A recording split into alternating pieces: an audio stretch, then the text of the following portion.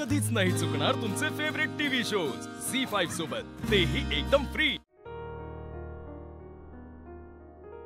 सगळं ठीक होणार आहे बाळा, फक्त एकदा माझी भेट होते तुझ्या बाबांशी।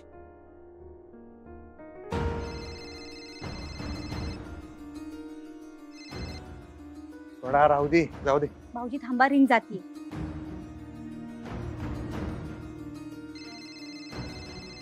शिवानी वहिनी,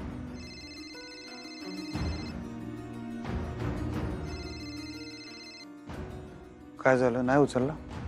नाही उचलला ना, मी म्हणलं होतं कशाला केलं। राहू दे आता, राहू दे, जाऊ दे। तू थांब शिवानी, परत वहिनींना फोन लाव आणि फोन स्पीकरवर ठेव। कशाला एकदा केलं तर याचा कशाला परत?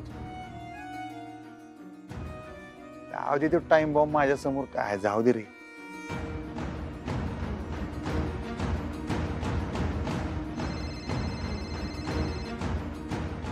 हा वहिनी।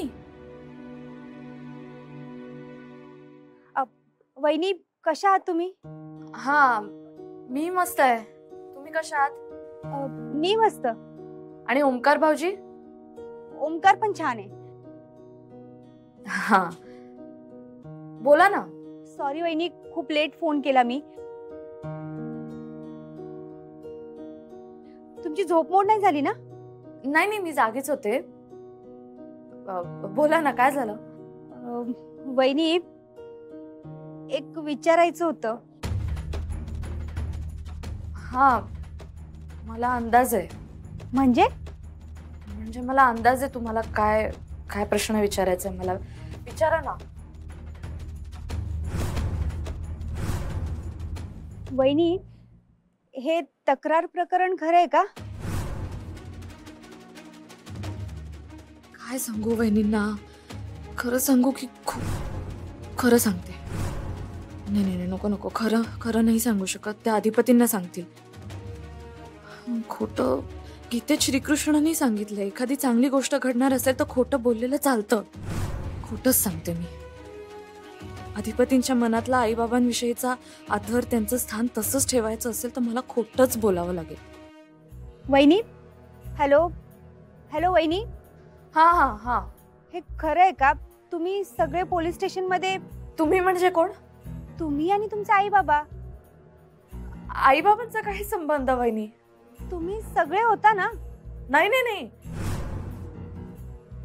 नाही नाही, आई बाबांचा काहीच संबंध नाहीये।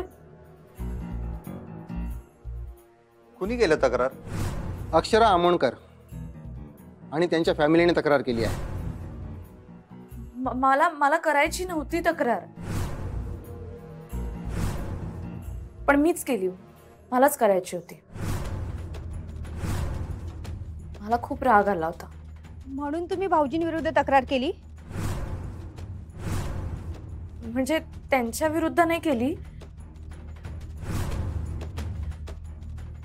मग कोणाविरुद्ध? भुवनेश्वरी मॅडम? हो,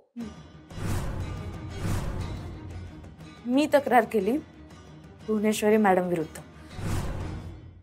झी5 ॲप डाउनलोड करा आणि पहा सर्व एपिसोड्स एकदम फ्री।